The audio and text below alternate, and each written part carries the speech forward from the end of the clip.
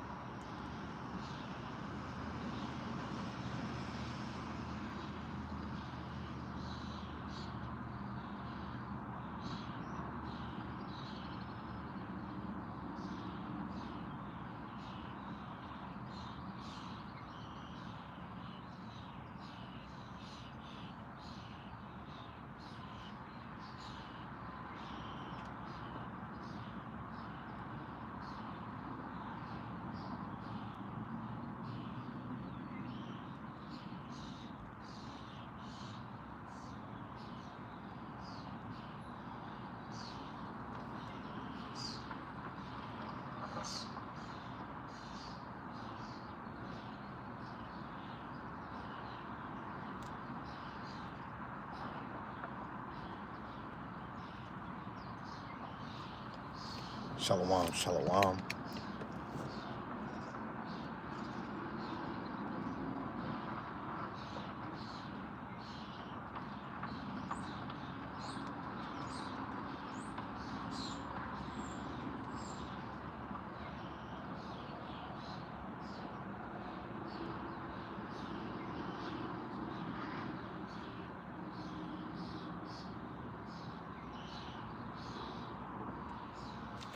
First, I want to give all praises, glory, and honor to Yahweh, Ba'ashem, Yahawashi, Ba'ashem, Rakak, Wadash.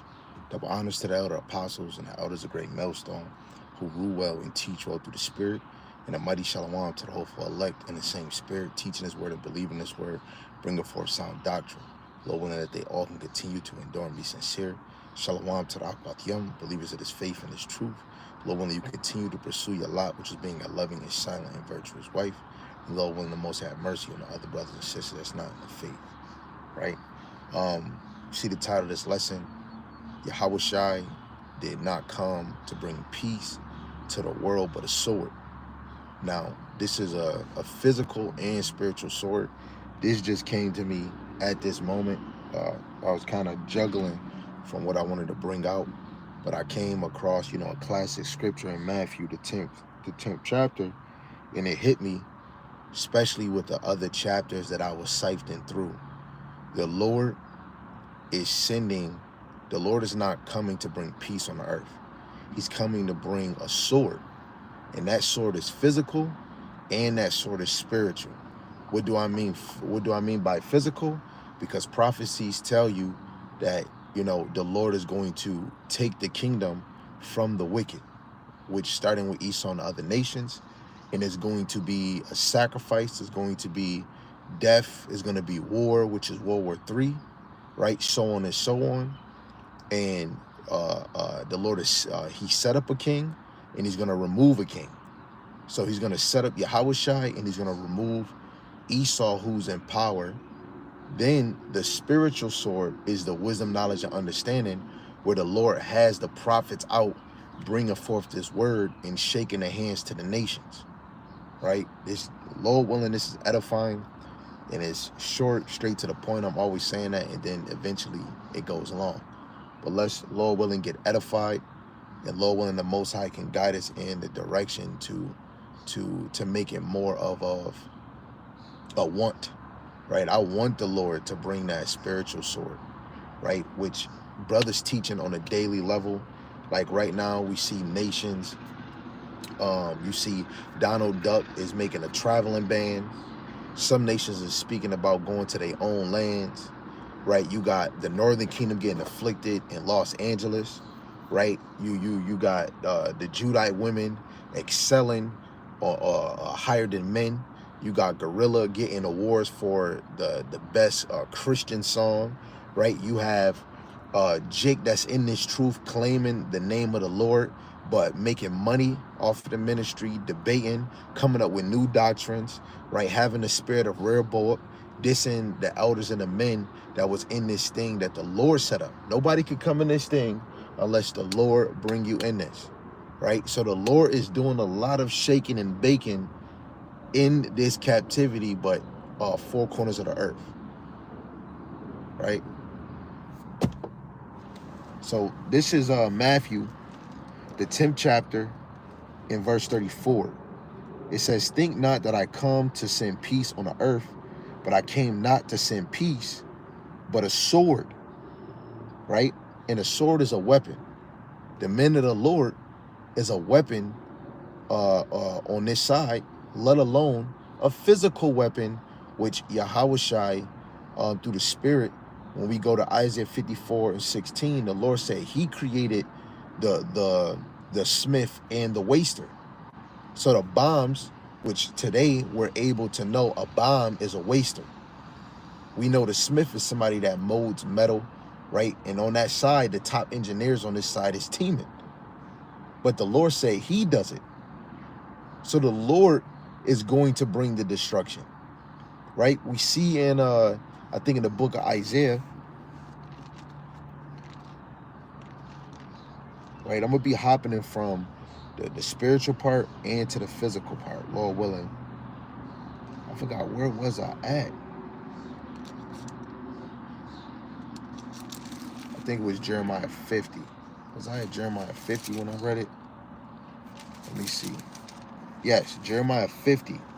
This is Jeremiah 50, verse 1. It says, the word that Yahweh spake against Babylon, right? Because from Jeremiah 50, verse 1 to 3, this is God's message. This is Yahweh Ba'Shem Al-Shai's message against Babylon.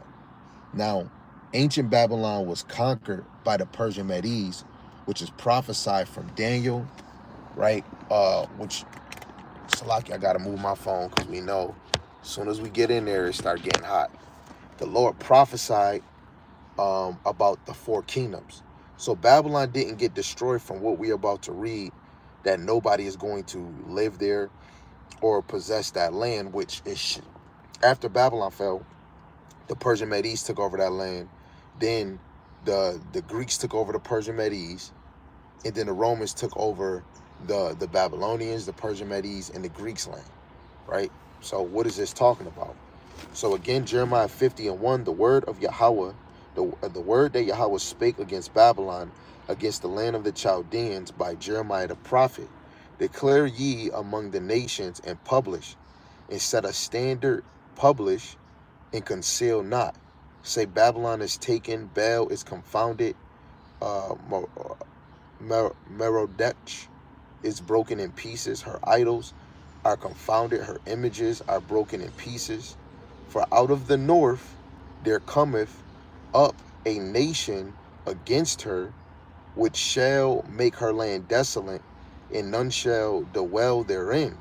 They shall remove, they shall depart, both man and beast. And what in the ancient world, what overcame Babylon in the north? It was the Medes, right? But in the modern time, the Medes would be Russia, right? When you can even go to Google if you want to.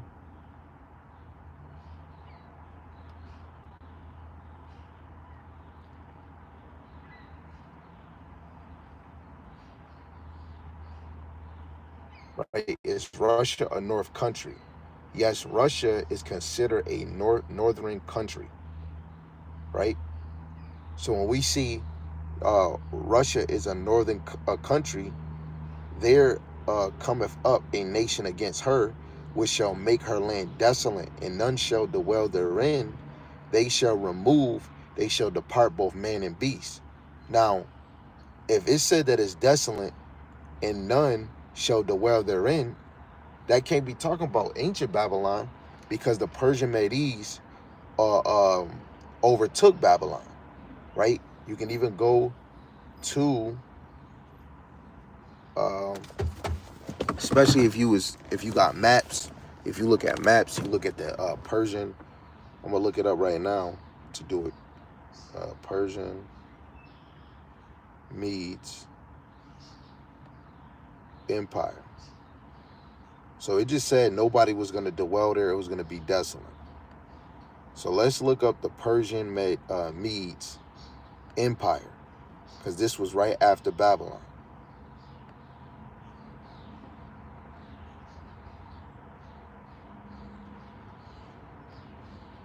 want to actually get a clear one. I mean, that might be the best one I can get.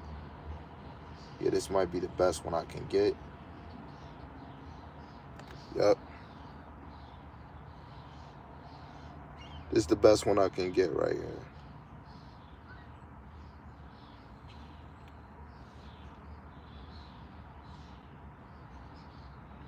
This is the best one I can get. So if you look at this picture, it shows you the Persian Empire, Cyrus the Great, 559 to 530 BC. Wait, hold on. That's a good one, but I want to get the whole thing.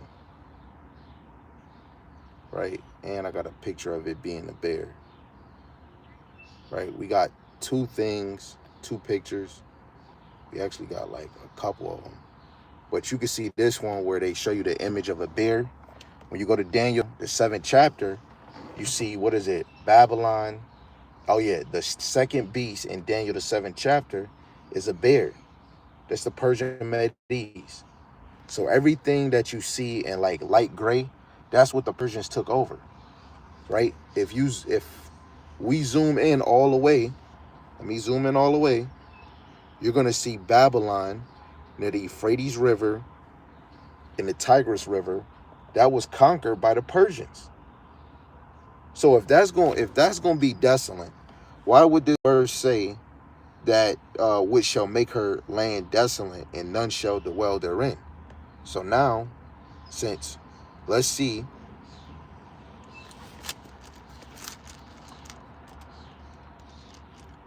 did the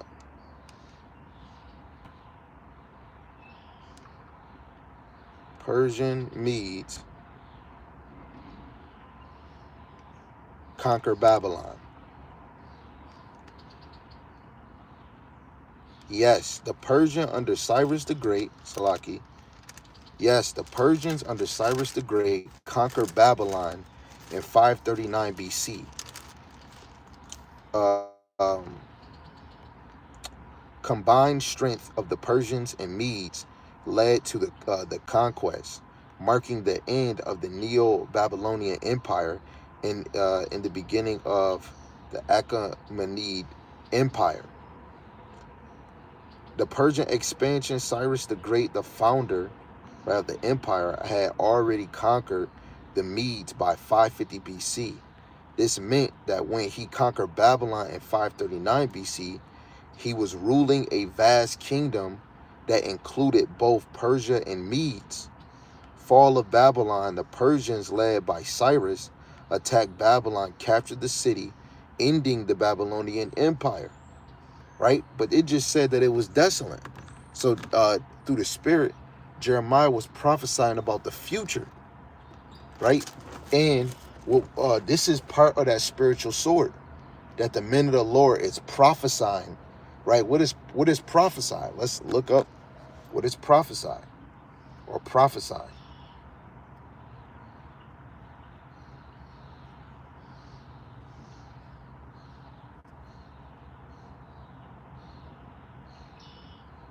Prophesying or prophecies.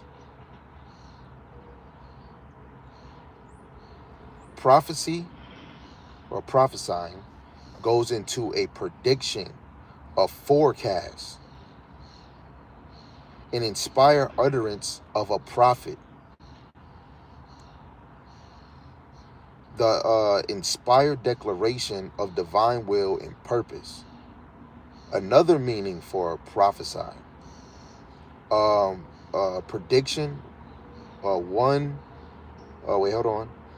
A miracle of knowledge, a declaration or description or representation of something in the future beyond the power of humans, right? Discern or conjecture, right? Just like this. This is an example.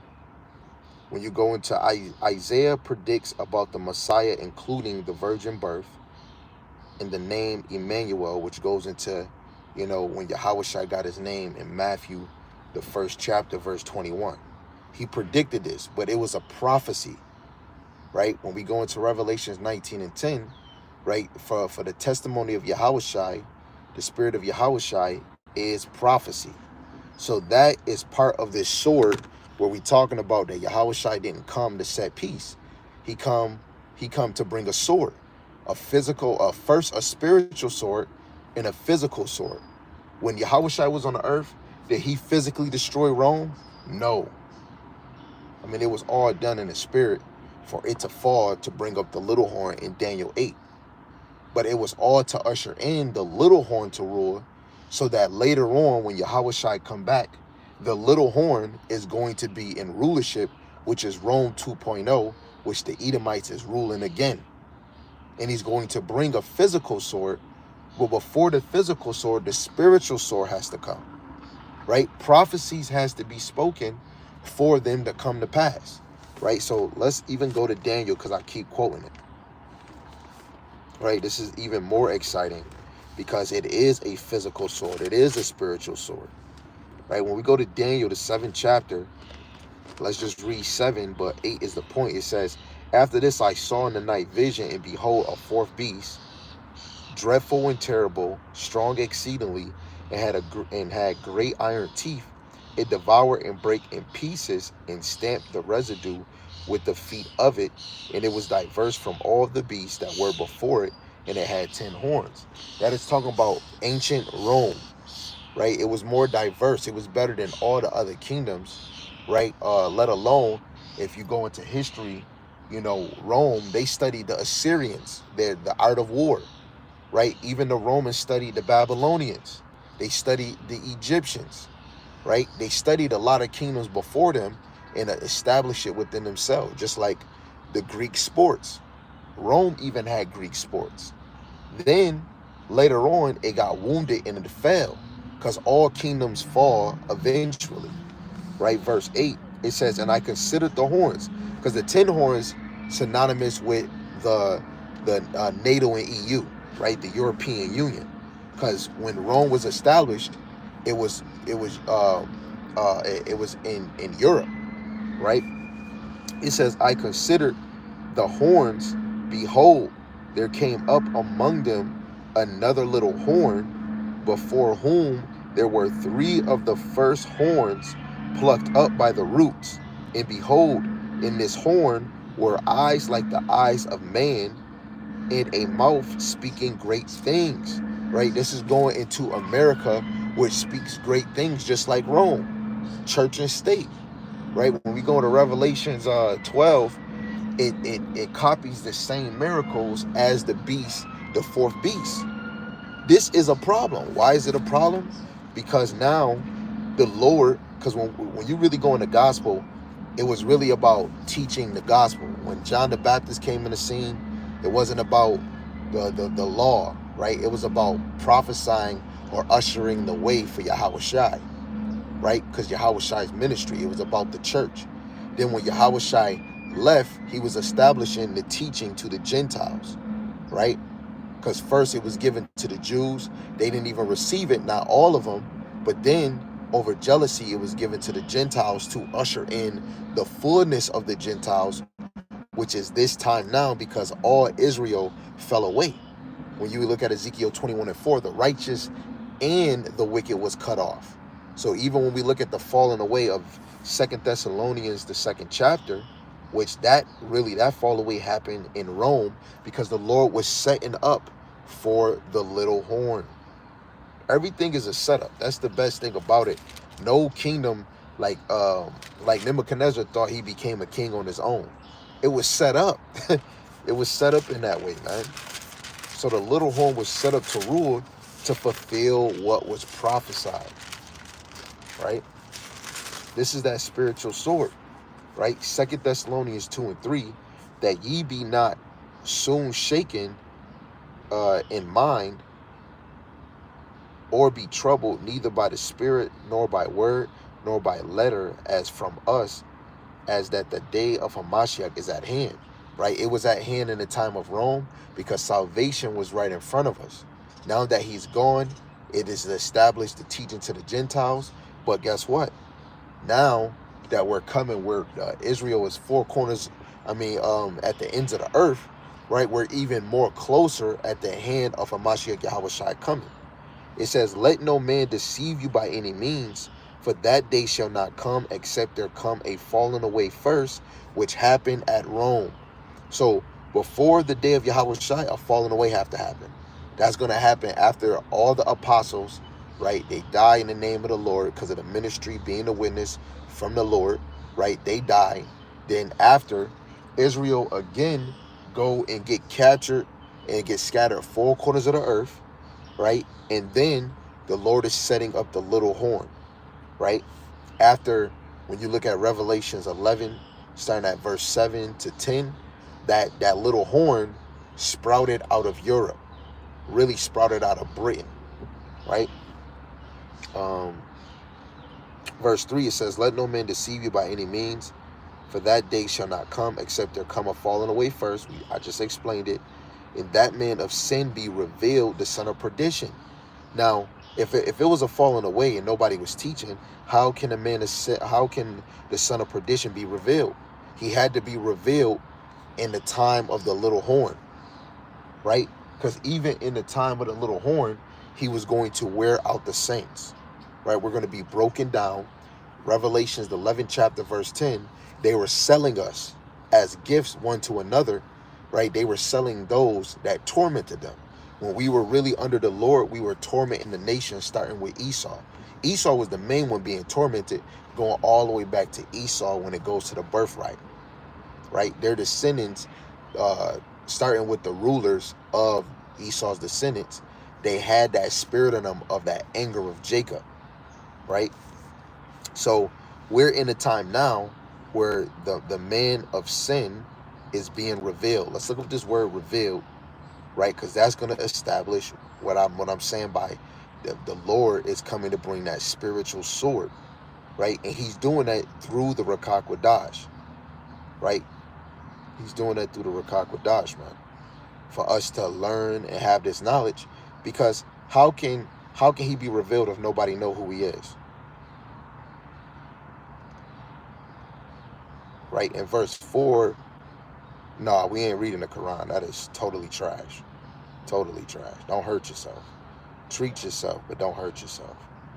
That thing don't got nothing about, they don't got no prophecies. Strong's G601, Apocalypto, which is in the Greek. To reveal means to uncover, lay open what has been veiled or covered up, disclose, make bare, make to known, make manifest, disclose what before was unknown, right? So even in the beginning of this captivity, right, when we were getting afflicted, Jake was not calling these fools Edomites. The world wasn't being, we wasn't shaking the hand. We were destroyed for 350 years from 1619 to 1969. Now we're waking up and things are getting uncovered. It didn't start with me. The Lord is doing it. He could wake up just like he did Noah. He started with Noah because he was a righteous man and he had his other children. The Lord started with Abba Bibbins, so on and so on, from a domino effect. And look how the Lord planted one seed, and that one seed became like an orange or an apple. When you got an apple, it got more than 5 seeds in it, and it planted in other people, right? And then now it's growing. So now the man of sin, the son of perdition, is being revealed. He's getting uncovered layer by layer. What did he say? He said the prophets you mentioned are all in the Quran. Oh, live 900 or so. Yeah, Noah did. But even if we talk about the Quran, you don't have not one Muslim out here prophesying the downfall of Babylon. They're not prophesying of the coming of Yahawashi, right? So again, we're not in the same league. If I was speaking of the Quran, I would be teaching it, right? If it's not book, chapter, verse in the scriptures that the Lord have given the children of Israel, we shouldn't even be talking about the Quran. If you want to talk about the Quran, you can go start a live and you can bring the Quran. We call upon the God of Yahawashi. Okay. Again, so now we going back to 2 Thessalonians 2 and 4. Because to reveal means to uncover, lay open what has been veiled or covered up. Hold up. Wait a second. Wait a minute. Covered up. We're going to go back to 2 Thessalonians, but I want to see something real quick. Lord willing, I can find it. Yes. This is Daniel chapter 4. Daniel chapter 12, verse 4, Salaki. It says, "But thou, O Daniel, shut the words and seal the book, even to the time of the end." Now, after 1969, clearly at that time, or late 1659, like in the late 50s, the book is getting open. It was sealed. For 350 years, we did not have this knowledge at all, right? So, because the books were sealed, the prophets was getting removed off the earth. Nobody was prophesying in the name of Yahweh Ba'ashem Yahawashi. He removed his name. Our names was removed. They was doing crafty counsel against us. So it says, "Thou, Daniel, shut up the words and seal the book, even to the time of the end. Many shall run to and fro, and knowledge shall be increased." Right? So now, after that 350 years was fulfilled, knowledge have increased. Now, I don't know if it's Jacob or David Rothschild, they said they should have never made the internet. So now, back then, you had to read books, all the apostles, the elders, the 7 above Apostle Tahar, they had to go to the library to get some of these books to read a lot of information. Even after that time, internet was growing. AOL, internet was growing, internet was growing. That now you just got the click of a button. Like, I can go on this app that now I'm starting to use, ChatGPT. You can ask them questions about Esau, Babylon, right? Some things you got to eat the meat and spit out the bones, because, again, they might say certain things incorrectly, right? For the children of the Lord, secrets is revealed unto you, right? You have to be studying, sharpening your sword. You have to be able to decipher the code of this word, right? And it's not given to everybody to decipher everything in the word. So the book is being open, or knowledge have increased, let alone because of internet. Knowledge have increased because we're not in a dead sleeper state, right? The Lord put the breath of life in us. And now 1 Corinthians, the 2nd chapter, verse 10 and 11, where the Spirit of the Lord is searching the deep things. That's why the sword of Yahawashi is physical and spiritual. So right now, before the physical sword happened, this is why I can't go kill no damn heathen, nobody, right? Because right now it's about prophesying, teaching the word of the Lord.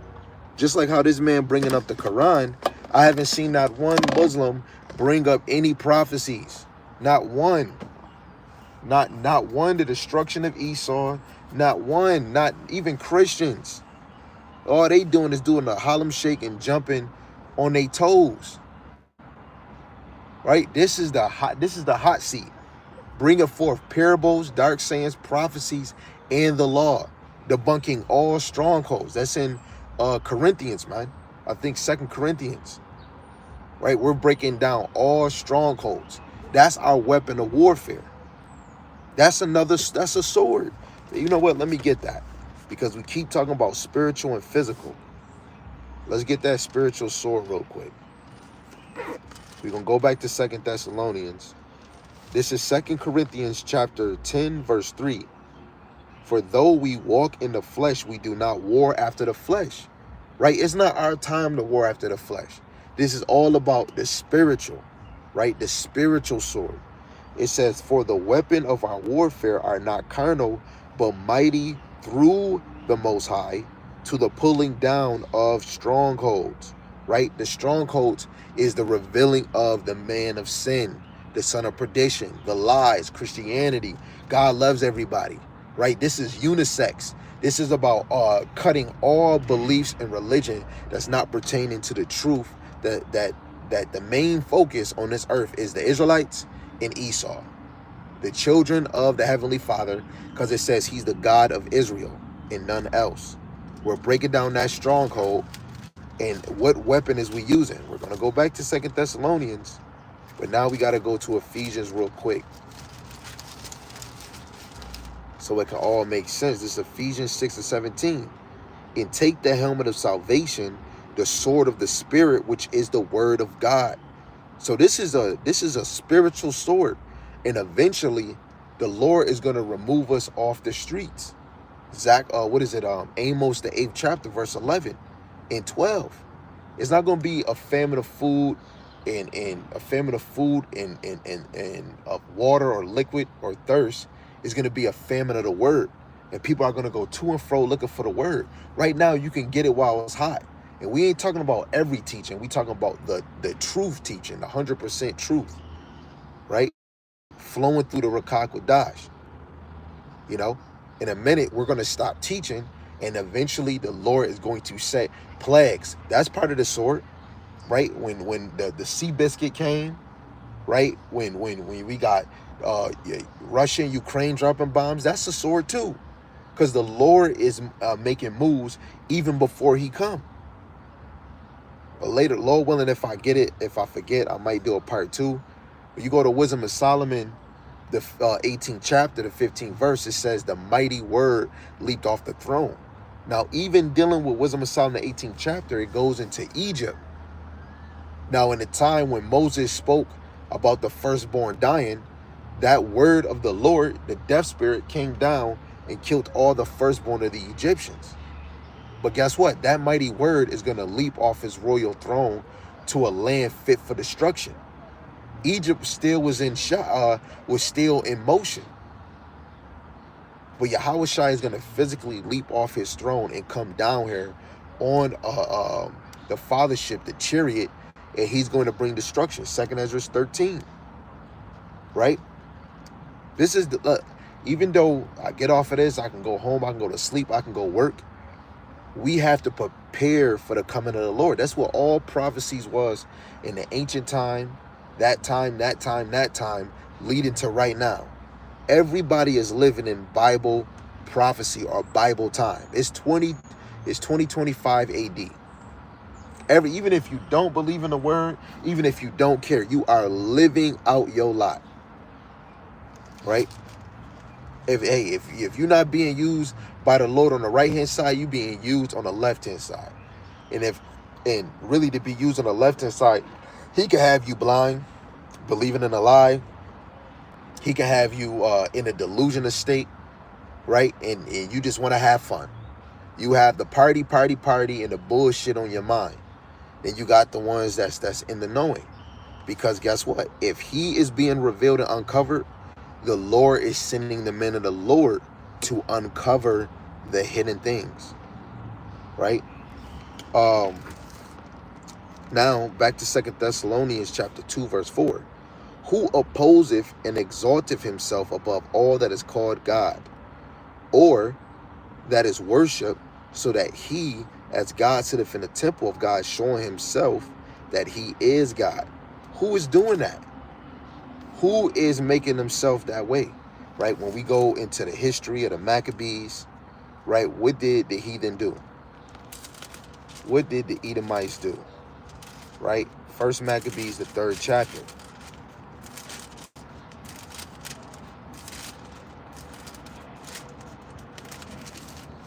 This is First Maccabees chapter 3, verse 48.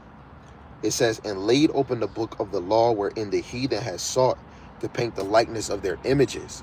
Job 9 and 24. The earth is given to the hands of the wicked.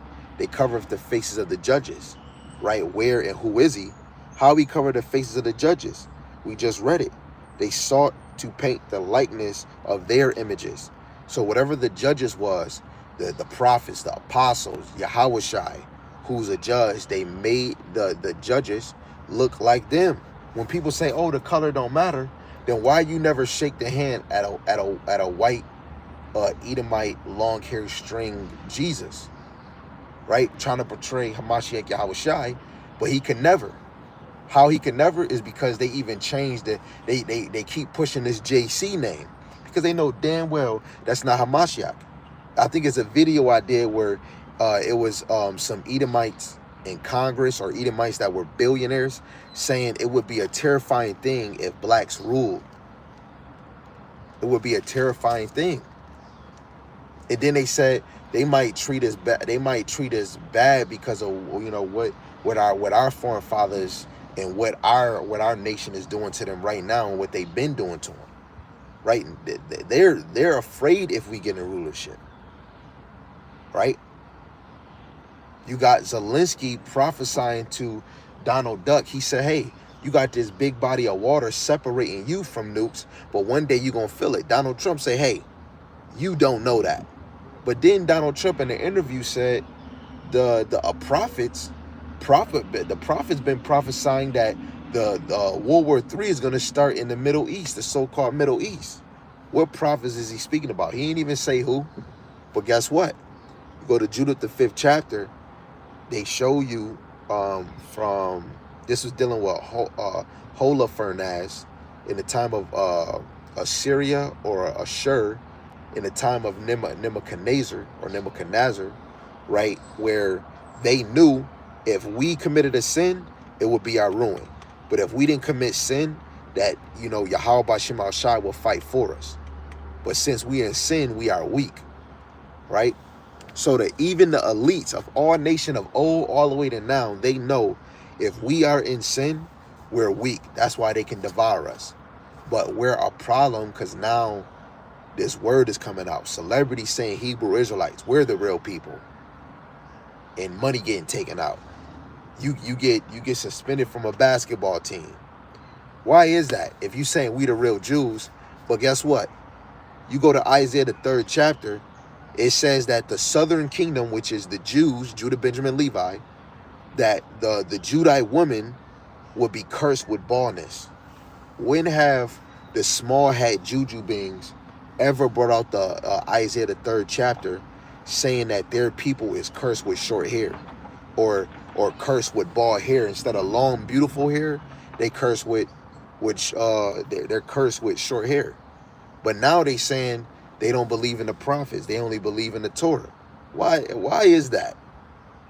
Because it's so many secrets throughout the Bible that show that they're not the people. And if they're the people, why they're not prophesying on the highways and byways? Because they're not the people. Because they're being revealed. They're being uncovered. Right? Lay open what has been veiled or covered up. This is a cover up. And this is the spiritual sword. That's why I said Yahawashi, he's not going to bring peace, but he's going to bring a sword. What is that sword? It's a spiritual and then a physical. The physical going to freaking hurt. The spiritual ain't hurting y'all, but through the spirit it's hurting Esau, because now we're growing and we're getting our sense of who he is. Right? Let's look at another one that they did, which we go to the book of the Psalms 83. This is a classic that we use, right? Psalms 83. This is going into the nations against Israel. This is Psalms 83 in verse 2. It says, for lo, thy enemies make a tumult, they make an uproar. They that hate thee have lifted up the head. They have, and when we go to Luke, the 1st chapter, he said he's going to save us from our enemies and those that hate us. When you go into Psalms 83, we find out who hate us. Right? It says, they have taken crafty counsel against thy people and consulted against thy hidden ones. Who's the hidden ones? The hidden ones is the Israelites, because it been covered up. I look at my ID, it don't say I'm a Hebrew Israelite. It's saying this modern new name, which I'm an African American. Right? The truth been covered up. The truth been covered up. Right? And the lies, the truth been covered up, the lies been covered up. Now the lies are being revealed, and the truth is getting spewed out. That's why nobody can stop Yahawashi, spiritually or physically. Right? Because this is his story.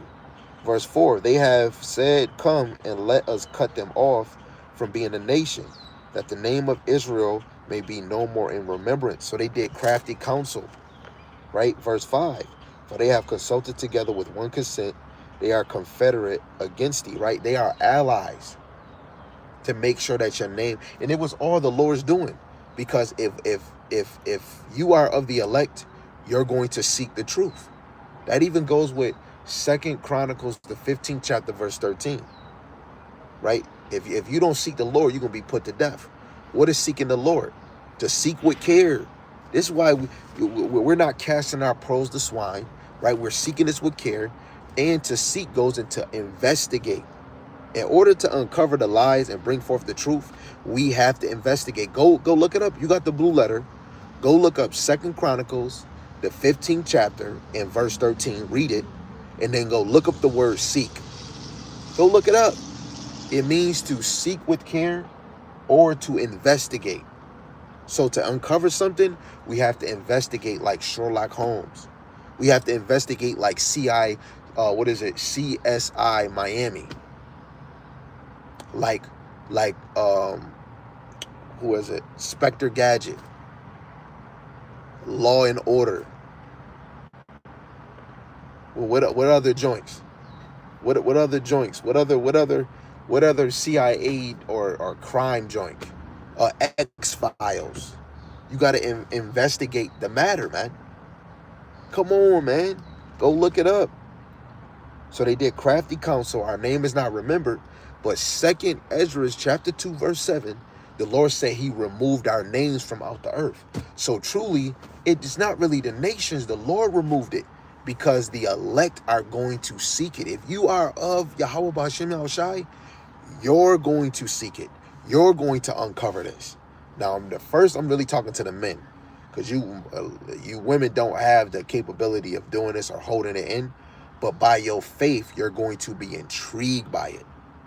By you listening and it's dwelling with it, you are allowing your body, your heart, your faith to reveal it to you.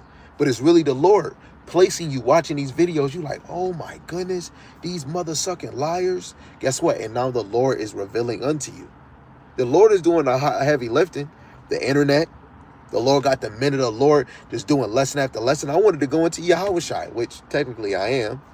Right, I wanted to do another lesson on the letter of Paul, but then Yaramayan, the head of the camp, man, he was running his mouth on some fire, in respect. He was speaking about Isaiah 13, 14, 30, 34, and I came over and I'm in my sleep mode, but I'm sifting through these chapters. I'm like, yo, dang, man, destruction really about to come. And I didn't know what I was going to bring out. But then I said, man, I really want to bring out the gospel. And the Lord sealed the instructions and brought me to that Matthew. All right? He brought me to that Matthew. And the Lord is not coming to bring peace, but a sword. A spiritual sword and then a physical sword, man. The jig is up, man. Salvation is so mother-sucking close. Look what's going on, man. Like, I don't have to look at the regular news. Like, I'm looking at the unicorn. I'm looking at journalists. And I'm looking at the prophets. I go in my notification and brothers is doing videos. That the men of the Lord is the true newscasters, man. They giving you prophecies, parables, dark saying. They telling you what's going on in the world. They telling you what's about to come. Not these Muslims. That this dude, a Christian dude named Chef, that battled Captain Tazariot. This man spent his whole time battling Muslims. That man is nowhere near the man of the Lord. Not saying the elect, but on this side, he is not showing himself the man of the Lord because he's debating a Muslim. You got even so-called brothers that's calling themselves Hebrew Israelites in his faith, debating Edomites, full-blown Edomites, right? Jake that don't know nothing, Jake that don't want to get it, Jake that's debunking Israelites. You really then you start saying, what is he gaining out of this? Oh, you gaining views, likes, and you getting either money for this. But then on the other side, the Lord is gaining too, because as long as you bring forth something that could be truth, that could point to the Lord, is benefiting him for the elect. But truly for you, you doing all of this for something else. The Lord is using to bring in that sword spiritually. When we keep talking about Yahawashi Shai, talking about the Hebrew Israelites, speaking about Esau, God loved them. I mean, God loved us, and God hate them, and the salvation only for. Guess what? That is the spiritual sword. Every day, it doesn't matter what. If a brother do a lesson right now on Matthew the 13th chapter, John the 17th chapter, Revelation 1, Revelations 22. Did you do a lesson on Jeremiah or Isaiah 3, Isaiah 13? Guess what? That is the spiritual sword, right? Because now you coming in this knowledge and you're teaching what's unorthodox or what's not the norm in this world. Fuck this world, man. It's about boasting and magnifying Yahweh by Shem Shai on the earth. So every time he does it, when a disaster come, God did it. So we want to manifest physically Yahweh Shai in the earth. I want to manifest me not teaching no more. I don't want you to see me no more. I really don't. But as long as the Lord is putting it on me now and I haven't got the sign, the apostles haven't got the sign that we can't teach no more, they haven't kicked us off this thing, I'm going to ask the Lord to keep putting it in me. Please seal the instruction on what you want me to bring out, because I want to piss Esau off. I want him to take the rights of freedom of speech. I want him to do it. All y'all that's thinking that this is a joke, I want us to be removed. So then now you can be like, oh, where those men of the Lord? Oh, where those brothers that was doing videos? I think they slacking. Oh, I think they finally found out they ain't the people. And then chaos come. I really want y'all to have a taste of the medicine that you were misusing the prophets. You was misusing Yahweh by Shem Yahawashi. Right? It's about to be over. So now they did all this crafty counsel. They was confederate. They was allies against us. In the tabernacle of Edom, the Ishmaelites of Moab, the Hagarenes, the Gabals, the Amalek, the Philistines, with the inhabitants of Tyre, Ashur also is joined with them. They have hopen the children of Lot. So all of them are against us, man. All of them establish an ally or a confederate against us. And this has been happening since the beginning of time. That's how you know history merely repeats itself. So if history merely repeats itself, don't think because you got Donald Duck in the office, oh, none of them know. Guess what? It's elite rulers that actually know what the hell is going on. Because why do they sell for our community same sex? Why is they selling our women when they used to be covered or bleep out the image? Now women can just be half naked. You watching the BET Awards, you see Gorilla turn around, you starting to like, yo, Gorilla, you better stop playing with me. I'll make you my wife because she's half naked. Sexy Red, and then her mother. They just promoting our women as whores. Then you got the Edomite women all covered up, but then now they dressing like whores. Then we got the top TV show for black women, Baddies. You got niggas that's in the industry saying they drug dealers, but now they on drugs. Like, they ain't promoting us in a good way. They're trying to bring our people down. Then you got the streamers. Streamers are getting boasted up now. Right? That's the most lazy way of making money now. Because now they don't know how to really work. Let alone it's easy to get millions. It's easy to distract Jake. And what was entertainment back then in Rome or in Greek captivity? It was to distract you. That's what entertainment is for, to distract you. Right? They truly is distracting us. The left-hand side got a sword, and the right-hand side of Yahweh by Shem Yahawashi got a sword. Right? So let's get that Matthew again. This is Matthew chapter 10. Matthew chapter 10 in verse 34. Think not that I come to send peace on the earth. I came not to send peace, but a sword. I'm going to keep reading, but I'm going to go back to 34, because with this sword, you're going to be against even your own family, your own kin, which is, your family of blood. Maybe, hey, if your household is not in order, y'all might be against each other, right? Our nation as a house, we going to be against each other, right? When it comes to the true men of the Lord, The Lord is rising up the 2/3 that's going to be against you. You're going to have the elect of the 2/3 against the elect of righteousness, right? You just like the Pharisees, they were against the disciples because the disciples were in Hamashiach Yahawashi, just like the ancient prophets. It says, "For I am come to set a man at variance against his father, and the daughter against her mother, and the daughter-in-law against mother-in-law." That's a spiritual sword, right? Your own family members, cousins, nieces, auntie, dad, mom, stepmom, going to be against those of the faith, right? It says, "And a man's foes shall be they of his own household. He that loveth father or mother more than me is not worthy of me. And he that loveth son or daughter more than me is not worthy of me." The disciples forsake, they abandon their family, doing all these family things, right? They was putting the Lord first. Peter had a wife. When do we hear about Peter and his wife? You mainly that one good time where his wife mother, his mother-in-law was sick. But Peter had a wife. But he was putting Yahweh Shem Yahawashi first. Right? A lot of men of the Lord that do maybe have a solid household, either she's in the world or she's somewhere in his truth. The men of the Lord is putting that all aside, man. Majority probably every day. Really might in a blue moon, maybe at night you get to laugh and get your giggles. Guess what, sis? Hey. You got to know that you got one of the best mans in the game. He put Yahweh Shem Shai before you. That should make you love this man more. You kiss him with more passionate. You make more peace to him because this man want to get you the kingdom. While all those other men that you either lay with, because most of our women are nowhere near virgins except for our daughters, right? They didn't want to lead you to the kingdom. They never showed you an example of a man of the Lord. So you, sis, you got the best thing. Hey, if you don't got a husband and you learning under men of the Lord, they showing you way different than these men in this world, man. Shit is about to change. So the men of the Lord is not putting their woman over Yahweh Shem Shai.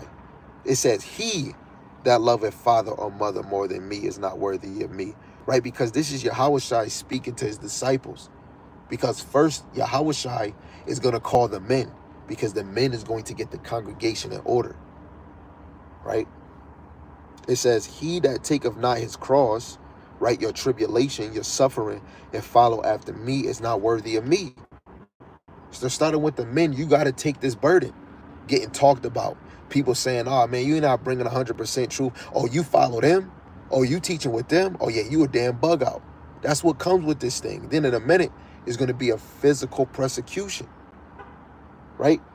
It says, "He that findeth his life shall lose it, and he that loseth his life for my sake shall find it." Right? You might come into a fender bender. Some of us might call on the Lord, and the Lord might use you as an example to get beheaded. But hey, the Lord might have a lot of you in hand where you might not have to suffer that, because the Lord already picked those that are going to suffer that affliction. The Lord might use you as a sign of those that endure. Those that saying somebody, we running and they ankle break, and then you calling on Yahweh Ba'Shem Yahawashi, and you either rubbing dirt, or your faith grew where you just touch them and they healing. They sick or they hungry and they like, oh, you walking up a hill and they touch your shoulder and aura of healing, right? The Lord is gonna have men that probably don't touch death. That's going to be a sign of Yahweh Ba'Shem Yahawashi because of their faith, right? Right? You want to increase your faith where, like I was daydreaming at work because I was doing my little chapters at work, and when Yahawashi was talking about faith, where Peter walked on the water, and they was doubting sometimes with Yahawashi. He said, "Ye of little faith." He said, if you know, you gotta have faith that you can move a mountain. And I started thinking when Yahawashi was telling people to walk up and they was walking up. And I said, yo, because my brother's face is swollen. I'm like, in my head, I was just having my own imagination that the Lord would tell me to run my hand in cold water, and I would put my hand on my brother's cheek and say, "Yahweh Shem Yahawashi," in the name of Yahweh Shem Yahawashi, he's healed, and then walk away from him and tell him, say in the name of Yahweh Shem Yahawashi, you healed, and then he'll be healed. Other problems, you know, my household, people in other places. Like my daughter got this pain that I got in her chest, and I'm like, in the name of it, actually both of them, my oldest and my, you know, my little sunshine, and I'm saying the name of Yahawashi that you heal from your pain, like, and I'm trying to grow in more believing, right? And I was just only using that because that's what comes with this thing, man. Because you might lose your life, you know, in this faith. Jacob trouble coming soon. We're not gonna be living all good. Like this man speeding, I don't freaking know for what. You know, I'm not about to be enjoying both of my cars, right? I want to get this. But we're not about to be enjoying all of this, right? We're about to suffer soon. It says, "He that receiveth you receiveth me. He that receiveth me receiveth him that sent me." So this is a domino effect. So if Yahawashi is sending out the prophets, if you receive them, you receive Yahawashi. If you receive Yahawashi, you receive Yahweh who sent him. A domino effect. Yahweh Ba'ashem Yahawashi, and then you're learning under the men of the Lord. He that receiveth a prophet in the name of a prophet shall receive a prophet's reward. And he that receiveth a righteous man in the name of a righteous man shall receive a righteous man reward. Right? And this is, I feel that I am a prophet. Because what does a prophet do? Prophesize the future. Right? I'm dabbling in prophecies. I'm sharpening up to be even more crispy when it comes to prophecy. Right? I'm not going to only just give you the letters of Yahawashi and give you the sense of that. I'm going to even go into grimier prophecies where, brothers, I might tell you, when Yahawashi comes, some people's eyes is going to burn in their socket. Their tongue is going to burn in their mouth. We're going to get into real gritty prophecies where you're hearing gore. Some people don't want to hear that because they're afraid, oh, I'm nervous. Guess what? It's good to be afraid. It's good to be nervous. It's good to have anxiety for Yahweh Shem Yahawashi because you want to put it in yourself that this is going to happen. The sword of the Lord spiritually is in the earth right now. Right? It says, "Whosoever shall give to drink unto one of these little ones a cup of water, only in the name of a disciple, verily I say unto you, he shall in no wise lose his reward." So again, Yahawashi, he didn't come to send peace on earth, but he came to send a sword. So right now, he is sending that spiritual sword, and that spiritual sword is that wisdom, knowledge, and understanding. What is it? Oh yeah, let's get this. Proverbs 28:5. Proverbs 28:5. So Proverbs 28:5, it says, "Evil men understand not judgment, but they that seek Yahweh understand all things." People are not going to understand the judgment of Yahweh Ba'ashem Yahawashi to the nations in the 2/3. But those that seek the Lord are going to understand all things. Go to the word seek right now, man. You know what? I'll even do it while I'm on here. I mean, I really want that still on the screen, though, because to reveal is to uncover. But let's go to Proverbs 28 in the blue letter, since I don't know if anybody going to even do it that is on here. So I'll just do it.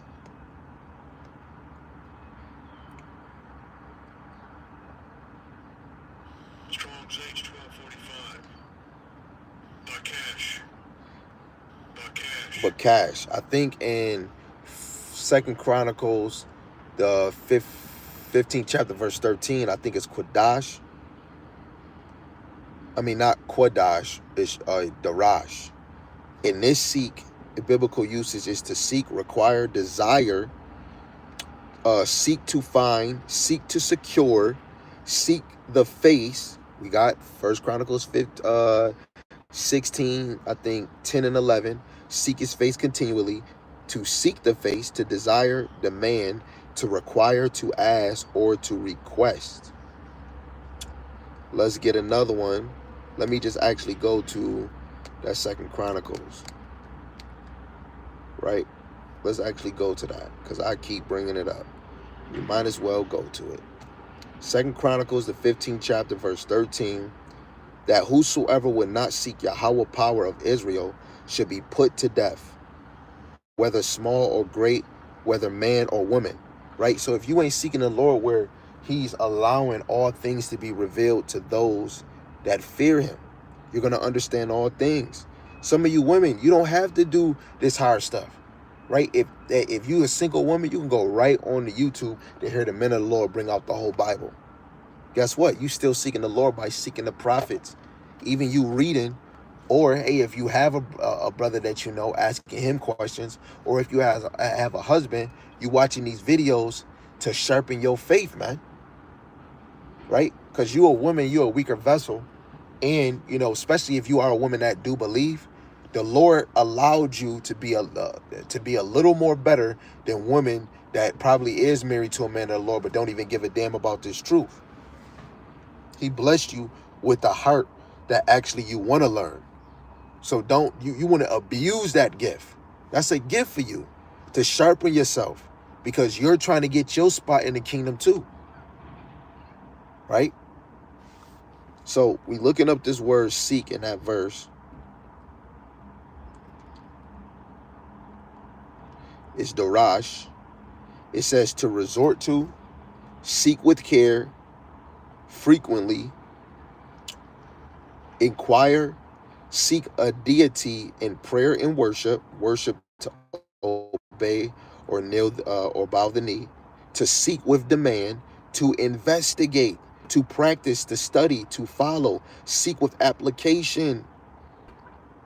So you want to seek with a demand and you want to seek to investigate. Like let's look up the definition for investigate. Investigate.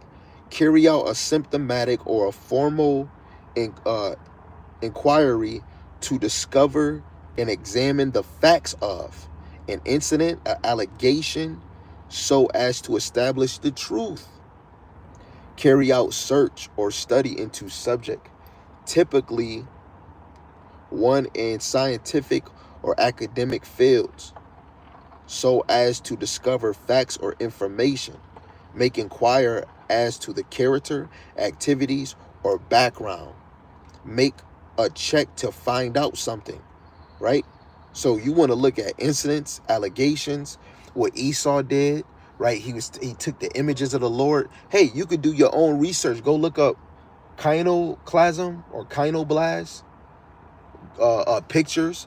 Go look up Cedar Bogea, and you'll have, if you looking for it right, it will show a whole dude rewriting or redrawing a newer image of Yahawashi and making him look European, making him look white, right? And then it actually shows you they were taking images, right? You can go look these things up, right? But you still have to be circumspect because it is certain ads that will give you fake information. And that's why you have to be searching with a diligent search, with a sincere spirit.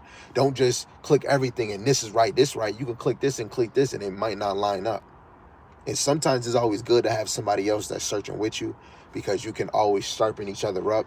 And one can be searching this and then you can be searching that. And you want to make sure your notes or your points is lining up.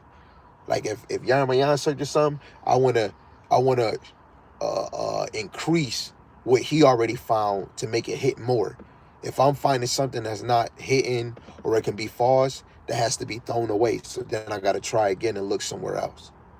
Right? So you have to know it is good. The left-hand side is going to try to send you in a whirlpool or a leap hole to a lie. But it is truth out here because the Lord is not just only allowing lies out here. He's allowing truth to be uncovered. Right? So again, they that seek Yahweh understands all things. And you have to know the sword of Yahawashi is spiritual, and then eventually it's going to be physical. Right? Let me just get, I'm constantly showing spiritual because we're bringing out the scriptures. That right there in their own is a spiritual sword. And we brought out mad precepts on that. Let me show you a physical example, right? Because I quoted this earlier, Wisdom of Solomon, the 18th chapter, which this happened in a lot of our times. But for this time, this is Wisdom of Solomon, the 18th chapter, in verse 5. It says, Thy almighty word leap down from heaven out of thy royal throne, as a fierce man of war into the midst of a land of destruction. Right? Then now, Egypt was getting hit with plagues, right? But the Egyptians that was chasing Israel got destroyed. Later on, Egypt was they was going, man. In the time of the Babylonians, they still had shop. The Persian Medes, they still had shop. The Greeks, the Romans, they still was making money. They still was doing their thing, right? So, and right now they got Egypt as a tourist. They still making money over there, right? What land is fit for destruction? Israel, Ezekiel 38, verse 17 and 19. Babylon, right? Isaiah 13, uh, Isaiah 30, Isaiah 34. Shoot, even Isaiah 14, Revelations. Man, there's multiple books we can go into where America's going to be fit for destruction, which is going to be a lake of fire, right? It says, and brought thy unfeigned commandment as a sharp sword, right? And it said commandment as a sharp sword. The commandments, that's spiritual. That's the word. It says, and standing up, fill all things with death, and it touched the heaven, but it stood upon the earth. That's Yahawashi, man. Yahawashi is coming in his glorified form, right? Let's look at what he said through the Spirit, through Isaiah 47. You know, we got to make these prophecies a reality. Like, what is you saying most of the time? Yo, I want the Lord to come. Yo, man, the Lord is gonna, it's gonna be, look, it's gonna be scary. It's gonna be tremendous when the Lord comes. People are gonna be shook when Yahawashi come. This is Isaiah 47, and I'll say that verse 1. Come down and sit in the dust, O virgin daughter of Babylon. Sit on the ground, there is no throne, O daughter of the Chaldeans, for thou shalt no more be called tender and delicate, which line up with Revelations. Is America is falling. Don't you see this kingdom divided? Elon Musk, Donald Duck, right? Even the elites, they're divided. That's spiritual, but the Lord is physically wounding Babylon. No war haven't touched Babylon yet, but through the Spirit they're getting touched. And the Lord is allowing us to see Babylon limping. It says, take the millstone, grind mill, uncover thy locks, make bare the leg, uncover the thigh, pass over the rivers. And that's crazy. A boat is passing right past us too. Thy nakedness shall be uncovered, right? What's the nakedness? The sins, the fornication, the wickedness. America's sins is being revealed. It says, thy shame shall be seen. I will take vengeance. I will not meet thee as a man, right? So their shame is being revealed. Their sins and their wickedness is being revealed. Ever since this truth been coming out, it's been revealed. America's not as great as it used to be. Why is Donald Duck saying, let's make America great again? Because it's fallen. Excuse my language. The bitch is falling. You ever, what is it? I think it was at the Players Club. These movies where women, and even in real life, where women wearing high heels, and then they fall because they can't stand grounded.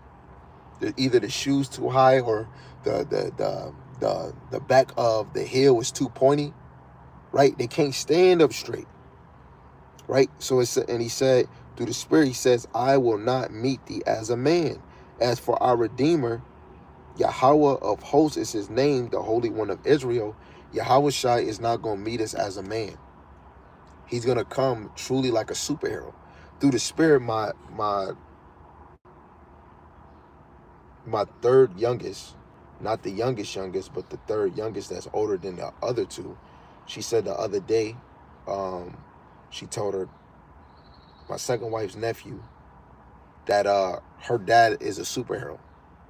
For me, I'm like, man, my daughter don't know nothing about, she don't know what she's saying.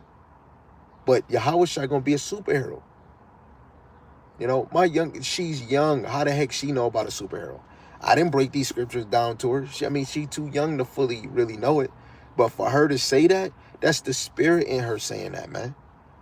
My spirit bear witness with their spirit that we the children of the Lord, man. Yahawashi is gonna come like a true superhero. Literally. Right? And he's gonna come as that physical sword.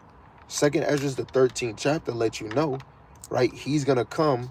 The spiritual was us teaching, then he's gonna come like a physical sword, right?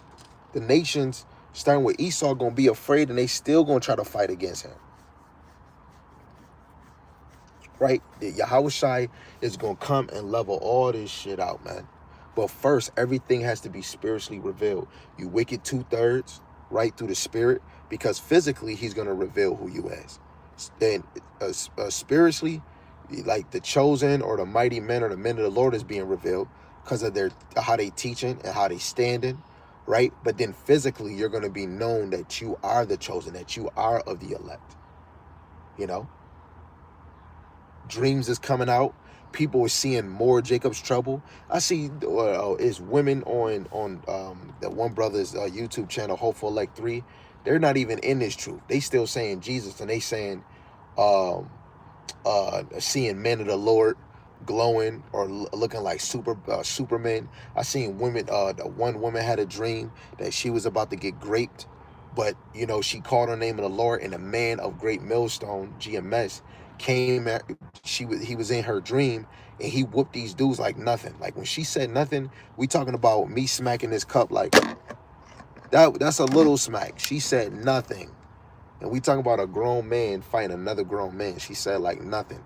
You got kids having dreams of superpowers, sisters having dreams of the kingdom, superpowers or Jacob's trouble, right? We going through the motion, like we not even stressing, but we going through the motion, and we still with a smile on our face. And others is gloomy and sad.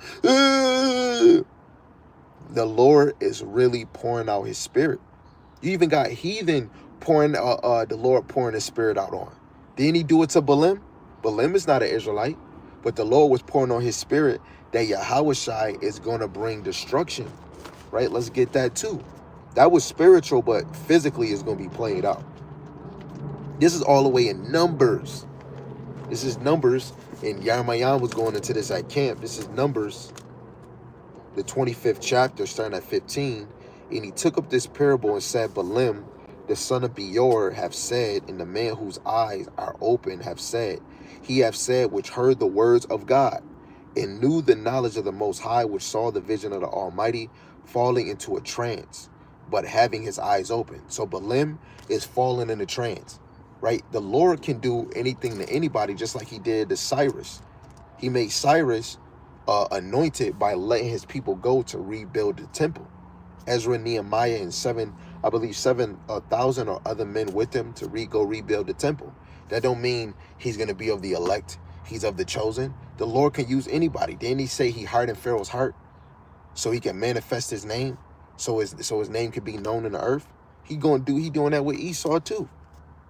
17, it says, I shall see him, but not now. So in a trance he's seeing it, but he said, I shall see him, but not now. I shall behold him, but not nigh. There shall come a star out of Jacob. That star is Yahawashi, right? Don't it say in Revelations, Yahawashi said he's the morning star?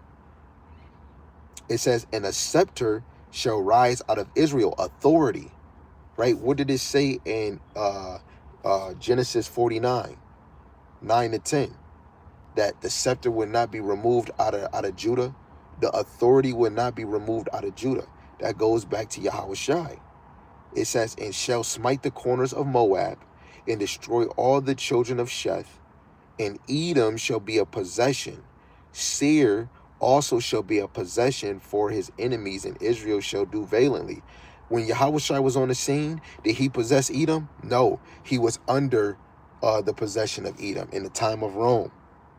Out of Jacob shall come he that shall have dominion. Daniel the 7th chapter and other chapters where he's going to take the dominion from the other nations, and his dominion and kingdom is going to be forever and ever, and it will never be given to another people or another nation.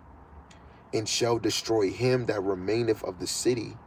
And when he looked on Amalek, he took up this parable, which is an earthly story but a heavenly matter, and said, Amalek was the first of the nations, but his later end shall be that he perish forever. Amalek is the nephew of Esau, the grandson of Esau, and that is an Edomite.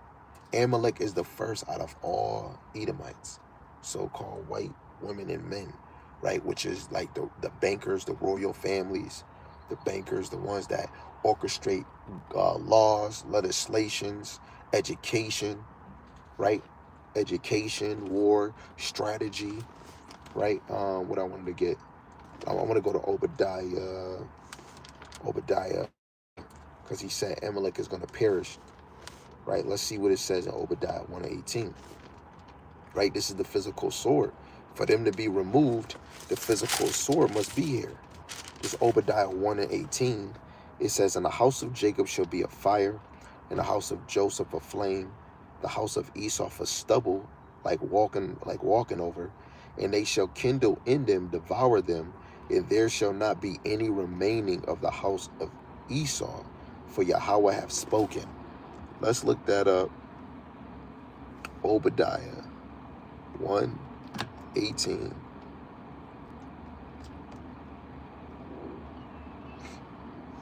Remaining. Ain't gonna be no remaining of Esau.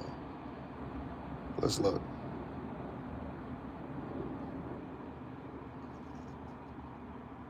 No, wait, that's not the one. That's not what I need.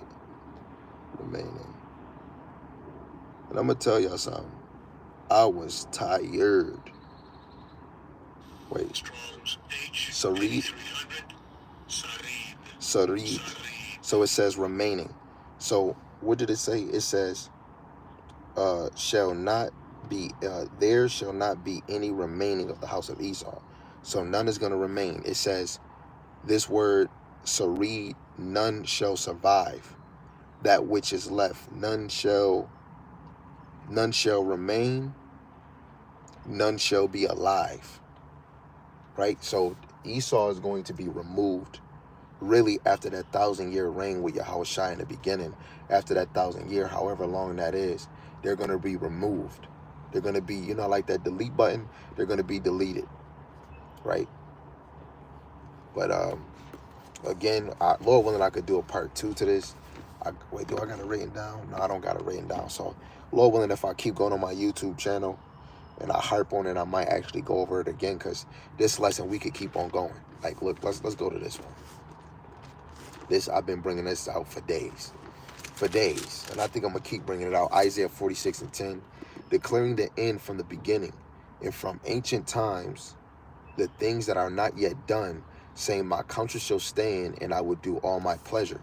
Right. So, how are we gonna know the things that's not yet done if they're not revealed, if they're not spoken about, if they're not prophesied about? That means the things that brothers is prophesying, teaching, are going to happen, because that's the pleasure of the Lord. Anything brought out of the Bible, that is the spiritual sword of the Lord. So brothers, if you teaching the parables, the dark sayings, the prophecies, the things against these nations, this is the spiritual sword. Let alone if you edifying the sheep on who they is, how they supposed to walk, Yahawashi, miracles, the chariots, all things in the Bible, you still are performing the spiritual sword, because the elites, these nations, don't want you to understand and know who you is. That's a spiritual sword. Then the physical sword is them getting destroyed, and for you to become on power, right? When you on power, now you are a physical sword with Yahawashi. When you go to Romans 8, you become joint heirs with Yahawashi, right? What does it say in Psalms 110? He told Yahawashi to sit on my right hand until I make your enemies your footstool, right? If Yahawashi, when the enemies become his footstool, they're going to become our footstool. Especially those that devour us, we're going to devour them. That means we're ruling them. So we're joint heirs with Yahawashi. Come on, we're going to be physical swords to them too. Zechariah 14. If they don't come up to that high mountain, our land, Israel, Jerusalem, to come do tabernacles, right? They're going to be hit with a rod. Or we gonna shoot a drought in their land, or shoot a drought on them where they ain't gonna be able to eat, because it's gonna be a famine, man. Right? We're gonna be a physical sword having powers, right? Man, I ain't gonna lie, the Lord really got me wolf now. I was Iron Man. Call Allah Yahawashi Yahawashi. Again, let's give praise to the one true power, Yahweh, Ba'ashem, Yahawashi, Ba'ashem, Rakakwadash, and the Wadi Yahweh, Ba'ashem, Ashai, for allowing me and the rest of the believers to be edified, Lord willing that they was. And double honors to the elder apostles and the elders of Great Millstone who rule well and teach well through the Spirit. Mighty shalom to the hopeful elect scattered four corners of the earth. Lord willing, you continue to endure and be sincere in sound doctrine in the same spirit. Shalom to the Akwath Yom, believers of this faith and this truth. Lord willing, you too can endure and be sincere, pursuing your lot, being a loving and silent and virtuous wife. And Lord willing, the most have mercy on the other brothers and sisters that's not in the faith with that. Shalom, shalom, above, above.